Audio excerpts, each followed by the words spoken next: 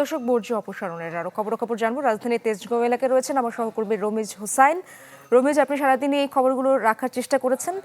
আপনি যে এলাকায় রয়েছেন, তেজগাঁওয়ের চিত্র কেমন দেখতে পাচ্ছেন? তেজগাঁও কিন্তু আমরা মিরপুরে যখন ছিলাম তখন কিন্তু সেখানে আমরা দেখেছিলাম যে সমস্ত কোরবানির বর্জ্যগুলো ছিল তারা কিন্তু সে অপসারণ কাজ শুরু করে দিয়েছিল এবং অনেক জায়গাতে কিন্তু শেষের পর্যায়ে ছিল।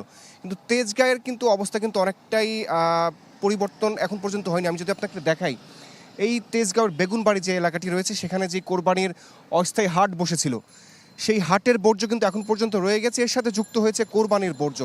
এখান থেকে আশেপাশে যে অঞ্চলগুলো রয়েছে সেখান থেকে কোরবানির বর্জ্য এনে এই সমস্ত জায়গাতে আসলে যেখানে আগে থেকেই যে কোরবানির হাটের যে বর্জ্যগুলো রাখা হয়েছিল সেখানে কিন্তু নতুন করে কোরবানির পশুর যে বর্জ্য সেগুলো ফেলা হচ্ছে।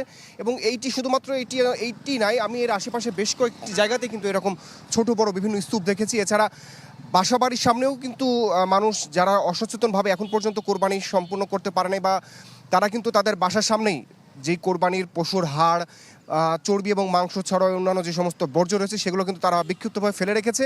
তবে সিটি কর্পোরেশনের কার্যক্রম কিন্তু মিরপুরে যে পরিমাণ দেখেছি, আসলে তাদের যে পরিমাণ আমরা অ্যাক্টিভ থাকতে দেখেছি, এখানে কিন্তু ঠিক সেরকম আমরা দেখতে পাচ্ছি না। অনেকটাই ঢিলেমিপনাভাবেই এখন পর্যন্ত কিন্তু এই তেজগাঁওয়ের যে শিল্পাঞ্চলের এলাকাটি রয়েছে সেখানে এখন এভাবেই কিন্তু বর্জ্য ছড়িয়ে ছিটিয়ে রয়েছে। তবে এখানে কিছুক্ষণ আগে সিটি কর্পোরেশনের একজন এসেছিলেন, তার সাথে আমার কথা হয়েছিল। তিনি বলছিলেন যে সন্ধ্যার পরপরই অর্থাৎ ৮টার মধ্যেই তারা চেষ্টা করবেন, যেহেতু গত কয়েকবারের তুলনায় এবার কিন্তু অনেক বেশি পরিবহন তারা কাজে লাগিয়েছেন, অনেক বেশি যারা শ্রমিক রয়েছেন তাদেরকে কিন্তু কাজে লাগিয়েছেন।